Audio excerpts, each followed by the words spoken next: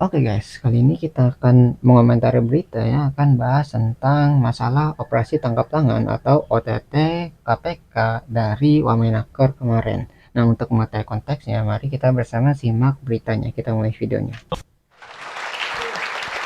Kita akan menunggu jawaban Bang Saud Situmorang apakah ada indikasi ini merupakan kasus pesanan sehingga KPK terkesan gerak cepat. Tapi terlebih dahulu Bang Saud, kita punya cuplikan ini pernyataan dari Presiden ke-7 Joko Widodo yang meminta mari kita ikuti proses hukum dalam kasus Noel. Ya, saya sangat mengapresiasi kerja baik dari KPK dan kita semua harus menghormati proses hukum yang ada. Bang Saud Situmorang, apakah betul ini ada indikasi ke arah pesanan? Ini hanya sebuah entertainment tadi bahasanya Bang David? Sebenarnya Yudi harus ngejelasin, Yud. Oh, yes. Kamu itu nge-OTT itu dari mana, Yud, informasinya, Yud? Ya kan, Yudi harusnya ngejelasin. Jadi maksud saya gini loh. Ini bukan satu kolega, ini kok saya lempar? Iya. Yudi kan biasanya nerima perintah dari gue. Jadi, Kalau udah ada bapak nggak berani saya, Pak. jadi gini, biasanya kan nanti kalau saya agak ada kurang clear ya, Yudi jelasin. Jadi OTT itu kan sebenarnya ada sesuatu peristiwa pidana terjadi. Jadi nggak akan ada pernah OTT tanpa ada peristiwa pidana sebelumnya. Jadi ada peristiwa pidana sebelumnya. Nah kemudian peristiwa pidana ini udah full delik terjadi, benar terjadi. Terus kemudian itu dilaporkan Mekanismenya ke seseorang. Nah seseorang ini bisa istrinya, pengalaman ada istrinya. Istrinya sendiri? Ya di kamar banyak duit dikirim, tapi memang karena istrinya bisa ngelaporin. dilaporin sama istrinya ke KPK. Yang laporin bisa temannya sekerja, bisa saingannya, bisa lawan politiknya, bisa orang yang nggak suka sama dia, apalagi segala macam bisa terjadi. Atasannya bisa? Ya bisa, kenapa enggak? Kalau nggak bisa diomongin, dia laporin ke KPK. Ada kejadian begitu kok, bandel banget tuh orang gitu kan. Jadi banyak pihak yang bisa melaporkan ke KPK. Misalnya orang yang dicurigai gitu, bisa dilaporkan ke KPK gitu ya. Semua orang bisa melaporkan berarti. Bilang politisasi, could be happen, bisa terjadi juga. Jadi artinya kalau dalam bahasa yang tadi itu bisa jadi juga, jangan-jangan menterinya juga udah tahu juga. Bisa jadi juga laporan dari dia, bisa aja gitu loh. Karena gini, kalau kita dia mulai dilantik Oktober, kemudian katakanlah peristiwa pidananya terjadi Januari Februari, yang menyangkut orang lain katakannya Yud, bukan tidak ada langsung. Kemudian lapor ke KPK, mulai disadap, muncul nama dia ya kan Yud. Nah jadi kemudian ini terjadinya belum lagi setahun dia kan. Berarti kan informasinya cukup lengkap. Yudi ini paling pusing kalau dalam informasi sampai 2 tahun baru OTT. Ini baru berapa bulan ya Yud? Ya informasinya lengkap gitu loh. Terus siapa yang lapor yang lengkap? Yudi yang lapor, istrinya yang lapor. Ya orang-orang sekitar itu. Orang luar nggak mungkin rasanya, Bang? Ya bisa jadi juga kalau ruangannya kawan itu disadap ya bisa juga kan informasinya dari mana. Jadi maksud saya gini loh. Ketika kemudian peristiwa pidana terjadi di dalami dan kemudian dia terus ngambil juga terjadilah OTT itu kan gitu ya. Jadi persoalannya kembali lagi kalau kita bicara apa yang disebut-sebut oleh Noel selama ini bla bla bla bla bla bla bla bla itu pakai teori lain lagi. Makanya saya ke KPK itu nggak pernah bawa satu teori. Semua teori dibawa. Teori psikologi dibawa, teori organisasi dibawa. Teori organisasi untuk kasus ini aneh loh ini. Ini orang yang katanya Sultan ini coba cek pelajari. Udah berapa lama dia di situ? 2022, 2025 sehingga kami menjabat menjadi koordinator. Hanya berapa bulan dia jadi Sultan. Lu bayangin apa yang terjadi di sana. Teori organisasinya kayak gimana tuh? Ya kan? Nah, kalau kita bicara teori korupsi, ini baru menarik. Jadi banyak teori yang bisa digunakan untuk menangkap seseorang gitu. Jadi psikologisnya, dari keadaan ekonomi dan sebagainya gitu. Jadi nggak semerta-merta dia itu ditangkap, tapi harus ada dasar pemikirannya gitu. Ada ilmunya gitu untuk menangkap orang ya, nggak sembarangan aja gitu. Bisa karena greedy, bisa karena opportunity, bisa karena need. Ya need katanya kan mau perbaiki rumah tuh, ya nggak? Tuh ya alasannya. Ya neednya kurang kali rumahnya mau berapa link. Deposito banyak kata Bang Noel Ya. pernah ngaku di sini. Pokoknya build karena need baru environmentnya, lingkungannya. Nah environment ini sekarang yang saya asumsi saya begini loh. Semua orang itu biasanya datang dengan baik ke dalam satu tempat. Iya dong, didoain ibunya juga ya kan. Nah baik-baik, ya berangkat dia baik-baik. Tapi environmentnya kacau balau. Kenapa saya bilang kacau balau? Anda bisa bayangkan nggak? Yang namanya Omnibus Law itu ada 17 atau berapa puluh undang-undang diganti. Omnibus Law-nya itu diganti tau nggak namanya? Undang-undang Cipta Kerja. Lu bayangin bro. Kenapa sampai dikasih nama Undang-Undang Cipta Kerja? Karena itu ada kaitan dengan persaingan, ada kaitan kepastian ekonomi, ada kaitan dengan investasi, segala macam ada di situ. Termasuk keselamatan, kenyamanan, kemudian kemampuan kita bersaing, masuklah yang disebut Undang-Undang Cipta Kerja. Noel yang harusnya mengerti itu ketika dia menjadi seorang menteri yang menangani tenaga kerja. Jangan-jangan dia nggak pernah baca itu Undang-Undang Omnibus Law. Kan gitu. Jadi sekali lagi, Jadi bagian tenaga kerjaan tapi tidak mengerti tugasnya apa gitu ya. terjadi bagaimanapun bahwa orang harus bertanggung jawab, ya kan? Nah nanti sesi lain saya bisa membahas bagaimana dia harus bertanggung jawab. Sesi ini aja Bang langsung Bang, masih ada durasi kita masih aman. Maksudnya gimana itu? Harus bertanggung jawab tuh gimana? Apakah menerima Oh, hukuman? iya, Ini kan maksud saya beberapa gini. sudah minta amnesti. Ya maksudnya gini loh, ini udah masuk amnesti nih kalau gitu. Masuk. Jadi pada tahun 1700 ada serombongan orang dikirim dari Inggris ke Australia. Oke. Itu bekas curi sepatu, kadang-kadang curi jarum, Oke. dikirim ke Australia. Kemudian orang itu di sana lama-lama keturunan itu jadi perdana menteri, bro. Ini bisa terjadi sama Noel. Dari Kalau Pak travel online. Prabowo bikin satu pulau, kemudian dia dikirim di sana, kemudian pulau itu berkembang, Noel suatu saat bisa jadi gubernur juga di wilayah itu. Maksud gue, lo hati-hati kalau sudah orang bertanggung jawab. Hati-hati kalau orang sudah bertanggung jawab. Ada ribuan orang di luar sana yang harus dipenjarakan oleh Yudi loh. belum bisa kita penjarakan ini. Karena by definition, ya karena by definition indeks persepsi korupsi kita kan 37. Kalau 1 sampai 100 lu kasih 37 berarti kan ada 70 orang lagi di luar nih. Hati-hati loh.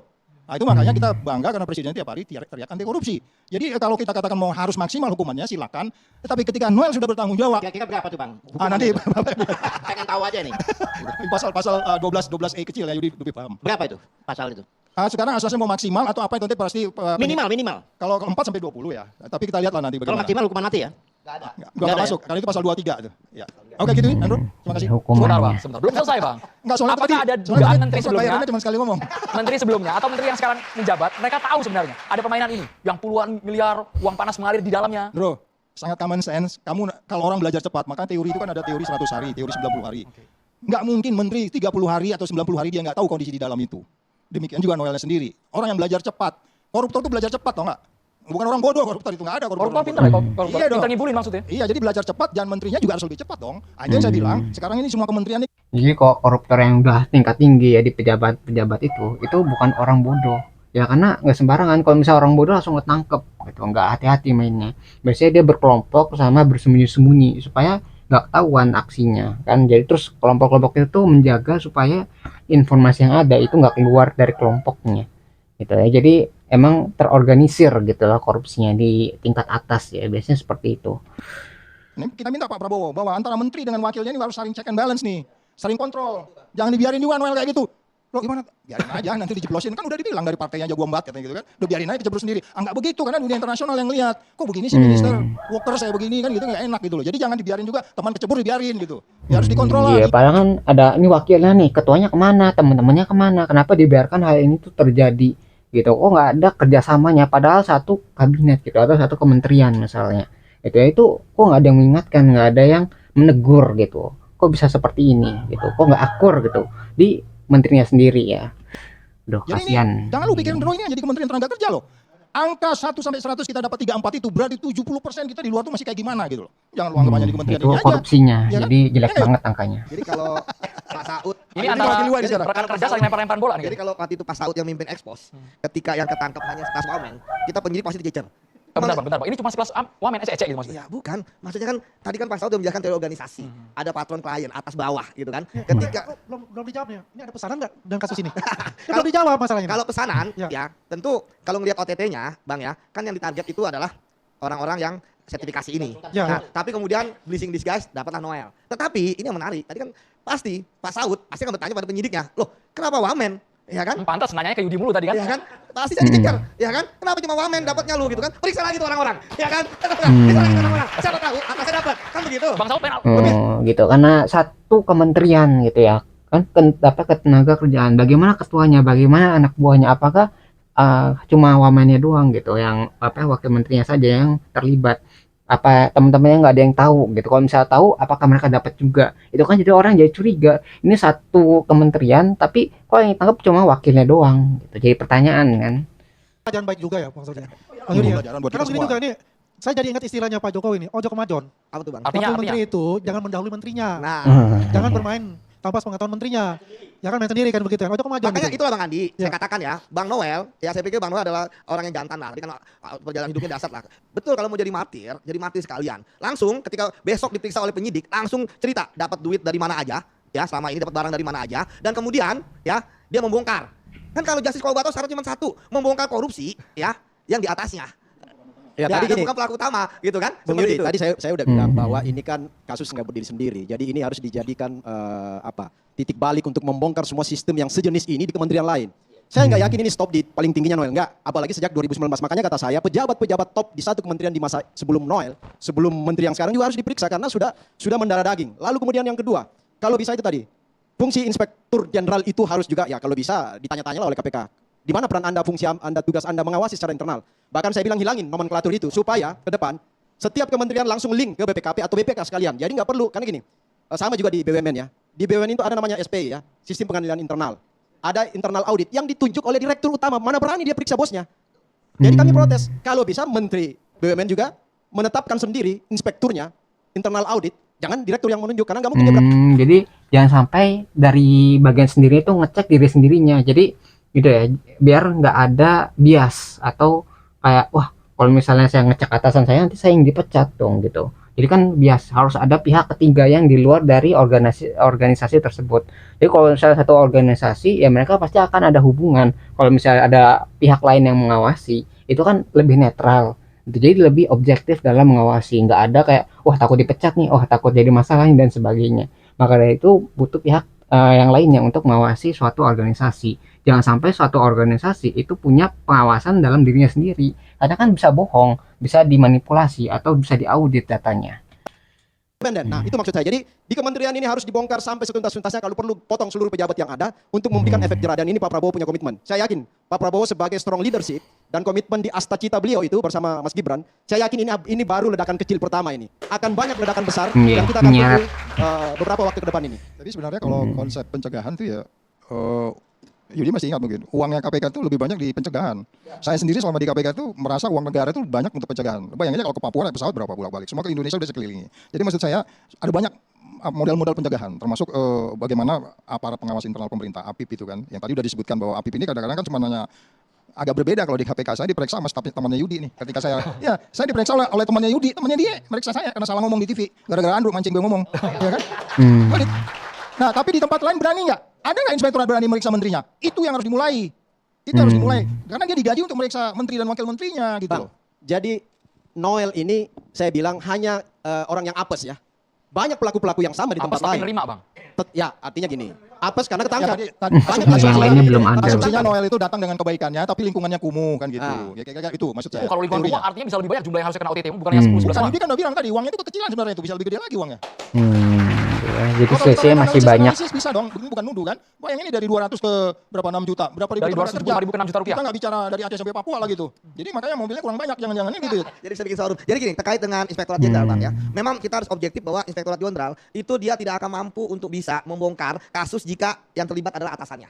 Kalau dia membongkar ASN golongan bawah, wah diiris-iris itu kan. Dia kalau masih ada daging diiris masih diiris gitu kan. Santapan lezat. Santapan lezat. Tetapi ketika dia berubah dari atas, dia juga harus sadar diri gitu kan. Nah, seperti apa? Jadi ketika pelaku korupsi adalah orang nomor 1 atau nomor 2 di suatu lembaga, kementerian atau BUMN, ya, maka maka sistem anti korupsi gagal total semua. Kan kita sudah paham ada ISO 37001, anti bribery, semua menjalankan gitu. Tapi itu percuma. Makanya kenapa dalam Liga Korupsi Indonesia LKI, ketika korupsinya dari peringkat 1 sampai peringkat 10 itu ratusan triliun sampai 1000 triliun, ya.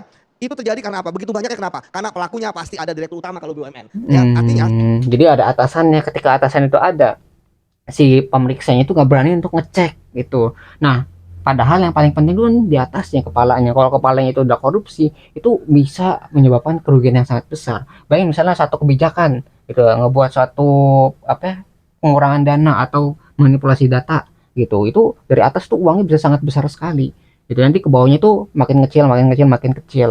Nah, itu yang jadi masalah. Dari internal sendiri itu tidak mampu untuk mengatasi atau mengecek data dari keuangan atasannya.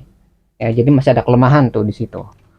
saya katakan, tapi sistem itu akan berjalan ketika yang menyuap itu adalah golongan bawah, selesai dapat seperti itu. Jadi memang inilah kendala dalam pencegahan korupsi, bahwa ketika pelakunya adalah orang atas, ya, maka tidak akan berfungsi sistem pencegahan. Tapi dalam kasus Noel menarik nih, Bang. Bang Saud atau Bang Yudi bisa menanggapi. Noel ini kenanya pemerasan, bukan penyuapan. Ya. Pemerasan. Ya, pemerasan itu kan nanti kita lihat modusnya di mana, apa dia ngomong langsung atau dia lewat seseorang kan bisa kan. Yang pasti bahwa kalau dikatakan pemerasan itu pasti ada bukti-buktinya, artinya unsur-unsurnya pemerasan itu apa? Begini, Gitu. pemerasan itu dari 270 juta menjadi 275.000, Bang. menjadi 6 juta. Kan pemerasannya di sana. Uang didapatkan dari situ. Pelapornya 200. Ternyata dipres itu rakyat itu. Enggak, Pak, nanti kita akan dilihat terminologi Jadi uang itu didapatkan dari uang pemerasan itu. Pemerasan belum tentu juga karena jumlahnya. Yudi saya minta Rp50 juga kalau maksa itu pemerasan, Pak. Jadi maksud saya gini loh, belum tentu karena terminologi pemerasan itu dilakukan dengan cara apa. Apakah memang kalau kuantifikasi itu relatif? Ada juga orang bilang, ya udah lalu bayar aja. Kan ini yang bayar K3 ini kan bisa jadi pribadinya, bisa perusahaannya. Si perusahaan bilang kan, ya udah bayar aja. Nanti kita bayar, nggak apa-apa lah. Yang penting ini perusahaan kita besok mau kontrak Amerika nih. Ada beberapa orang belum dapat K3 nih, kita harus segera. Nah, jadi maksud saya itu kita dalamin dulu, Pak. Modelnya bukan karena jumlahnya gitu. Bang Saud, gini, ini satu pertanyaan besar saya. Ketika kemarin press conference dari Ketua KPK, kan sempat ditanyakan, Pak Ketua, kenapa pasal yang dikenakan ke Noel ini adalah pasal 12E, pemerasan, ya kan? Nah, di pikiran saya gini, kenapa enggak pasal suap misalnya? Karena kalau pasal suap itu dua pihak kan, pemberi dan penerima. Dikenakan pasal pemerasan berarti hanya satu pihak. Pertanyaan besar saya, ini pertanyaan nakal, apa ada yang disembunyikan? Apa ada orang yang diamankan? Apa ada yang ingin diselamatkan? Sehingga hanya satu tembakan pada satu pihak. Sehingga pasal itu yang keluar. Nah, mohon mungkin nanti Bang Saud bisa memberikan klarifikasi dan Bung Yudi soal itu. Siapa Karena mau ini disposisi? Gitu kok merasa kan maksa dari satu pihak ke pihak lainnya. Jadi yang bersalah itu yang maksa ini. Sedangkan kalau nyuap itu adalah kerjasama antara pihak satu dengan pihak yang kedua. Gitu. Jadi kalau suap itu dua-duanya kena, kalau dipaksa hanya satu pihak saja yang kena. Nah ini apakah ada yang ingin ditutupi atau tidak gitu kan? karena ini pertanyaan besar masyarakat, publik mempertanyakan itu loh. Jadi sebenarnya sudah terjawab juga ya kenapa. Jadi tadi 12E kecil ini ya kan undang-undang tipikor itu memang dia hanya menyasar kepada yang menerima. Kalau yang memberi itu tidak. Dan kalau saya lihat ya memang dalam kasus ini berapa ribu buruh mau dipenjara memang kalau kita pakai pasal suap menyuap. Loh kalau tapi kita bisa melihat ya bahwa kenapa di KPK pakai pasal 12E ya karena kan ada ancaman dalam tanda kutip bahwa tidak akan ya dikeluarkan sertifikasi. Sementara buruh ini butuh sertifikasi.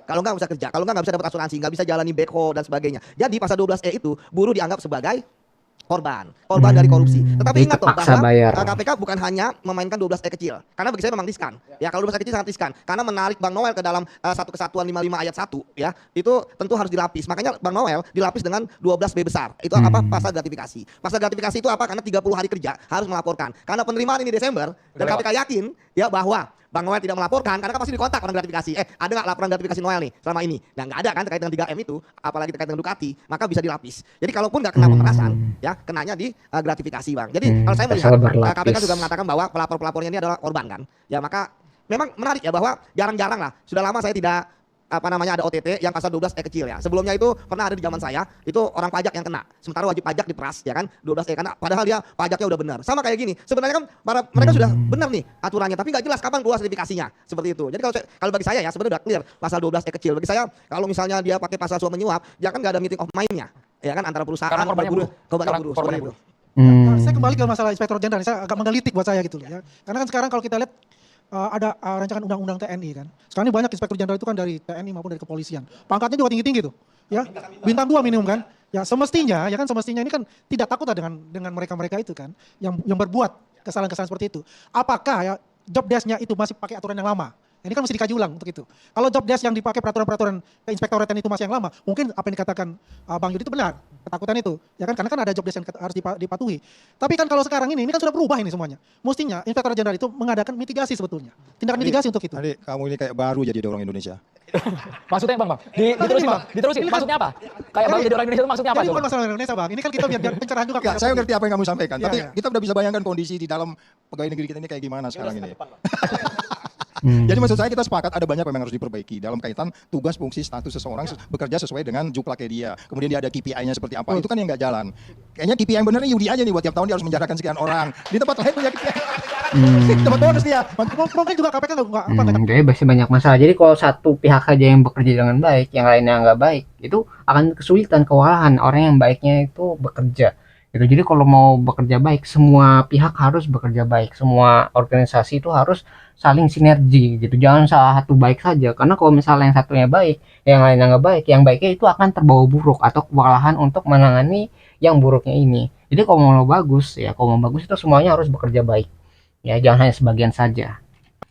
ya kan? Iya, jadi itu memang kita bisa pahami ya bahwa sekarang ini yang paling menarik adalah ketika hampir setiap hari presiden yang ngomong seperti itu, ini masih kejadian bro. Ini yang agak sulit gitu kita bisa menerima di akal kita. Kami dulu bekerja itu kayak di rumah sendirian loh, nggak ada pernah diinspirasi begini. Kita hanya lihat biasa-biasa aja gitu. Tapi kita karena waktu masih independen kita mengerjakan. Jadi maksud saya gini, nggak ada alasan sekarang ini sebenarnya orang untuk tidak melakukan penindakan dengan keras. Omongannya Prabowo itu bukan untuk saya, bukan untuk kamu, ya kan? Untuk yang lagi menjabat ini sekarang ini, bukan untuk Andrew juga, bro. Kamu mau nyuap? Siapa yang kau suap? Saya paling istri kau kan? jurnalis lempeng aja Bang. Iya makanya. Jangan Bang. Jangan sampai Bang. Omongannya Prabowo itu buat kalangan menterinya, pejabatnya, buat polisi, tentara dan seterusnya. Tapi kan nggak didengar. Apa Noel nggak pernah buka ini WA atau apa gitu sampai dia nggak tahu gitu, nggak mungkin juga. Satu partai lagi Bang. Nah itu maksud saya gitu. Apa yang harus kita simpulkan dari cerita ini? Ya udah stop korupsi malam ini juga, udah gitu.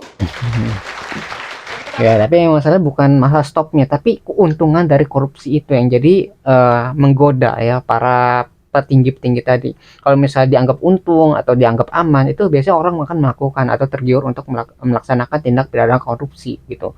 Jadi kalau wah aman nih gitu, oh keuntungannya besar, terus aman dan sebagainya, jadi orang tertarik untuk melakukannya. Dan dari hukumannya biasanya itu sangat ringan ya, sangat kayak wah dibandingkan dengan hukumannya masih mending gitu, masih bisa ada pengamannya. Jadi orang tuh menimbang kan ini lebih untung mana nih, lebih untung korupsi atau lebih apa ya, negatif korupsi itu. Nah, ketika lebih untung korupsi, makanya mereka melakukan korupsi tersebut. Kalau misalnya hukuman korupsi itu adalah hukuman mati, mereka mungkin tidak akan melakukannya, karena buat apa mereka mengumpulkan kekayaan sedangkan mereka akan dihukum mati. Nah, kalau udah mati, mereka tidak akan menikmati kekayaan tersebut. Contohnya seperti itu. Atau misalnya ada RUU perampasan aset bagi korupsi. Nah, itu juga akan membuat para koruptor itu tidak mau melakukan korupsi. Nanti kalau misalnya mereka korupsi, terus ketahuan, nah asetnya bisa diambil. Nah, itu akhirnya mereka bisa jatuh miskin. Itu juga bisa jadi ini ya, hukuman biar membuat si koruptor itu jerak untuk tidak melakukan tindak pidana korupsi lagi. Itu karena kalau misalnya mereka korupsi sekalipun, mereka akan jatuh miskin kalau ketahuan. Dan sudah banyak kasusnya. Kalau korupsi itu tuh biasanya akan ketahuan di akhirnya karena ada kejanggalan data, kejanggalan kekayaan, kejanggalan arus uang dan sebagainya. Itu bisa atau ini ya, merembet dari kasus lainnya. Misal satu kasus kebongkar, nanti satu kasus ini bisa ditelusuri ke kasus yang lainnya gitu. Nah, ini yang bisa menyebabkan korupsi itu terbongkar secara keseluruhan. Jadi ketahuan nanti nggak cuma satu pihak, tapi berbagai pihak yang lain, termasuk bos-bosnya. Gitu ya. Jadi harus ada hukuman yang keras, peraturan yang lebih diperketat dan sebagainya supaya korupsi itu bisa dihalangi, jangan sampai terjadi lagi. Dari preventif dan dari hukumannya juga supaya jerak atau tidak ada yang mau melakukan korupsi tadi. Begitu bangun korupsi lagi. Faktor efek jerah itu belum ada sampai hari ini. Jadi kalau punishment-nya masih seperti ini, setiap pelaku-pelaku atau calon-calon koruptor itu sudah hitungannya bisnis. Gua nyolong 20 miliar, nanti dihukum cuma 2 tahun, wah masih untung lah gua, keluar sana, keluar sini, bayar sana, bayar sini. Hitung dagang. Karena apa? Terlalu lemah punishment-nya. Nah, makanya mungkin kalau bisa Bapak-bapak DPR RI di sana itu cepatlah sahkan undang-undang perampasan aset atau modifikasi sedikit undang-undang pemiskinan. Nah, kalau misalnya dari DPR itu nggak mau RU perampasan aset itu disahkan, berarti ada yang salah di DPR-nya. Ada yang mungkin terjerat kasus korupsi yang belum terungkap, sehingga mereka tidak mau ketika kasusnya itu terungkap, aset mereka itu diambil. Kan jadi anggapannya seperti itu. Kalau misalnya mereka tidak mau mengesahkan ya RUU perampasan aset bagi koruptor. Itu jadi itu pertanyaannya, mengapa si DPR ini itu tidak mau mengesahkan RUU tersebut? Bahkan RUU perampasan aset itu sangat menguntungkan bagi masyarakat dan sangat merugikan bagi si koruptor. Ya. Nggak takut mati, benar nggak takut mati, tapi takut miskin. Kalau harta yang diambil oleh KPK itu termasuk harta yang merupakan hasil halal, disapu bersih, saya yakin semua orang takut. Saya nyolong miliar, Pak Presiden sudah minta 3 tahun yang lalu ke DPR. Kok sampai sekarang nggak pernah dikabulkan? Pak Ahyar Salmi harus menjawab Ini saya efek jerahnya apa bagi para koruptor yang makin merajalela di tanah air sesaat lagi Jejak Demokrasi Indonesia. Ya, jadi itu yang bisa kita pelajari dari video ini ya, tentang masalah operasi tangkap tangan KPK Wamenaker kemarin. Nah, kalau misalnya kalian track dengan video aslinya, link video sudah saya cantumkan di deskripsi video. Nah, mungkin sekian yang bisa saya sampaikan. Semoga video bisa bermanfaat. Kurang lebih mohon maaf. Kita ketemu lagi di pembahasan selanjutnya. Insyaallah.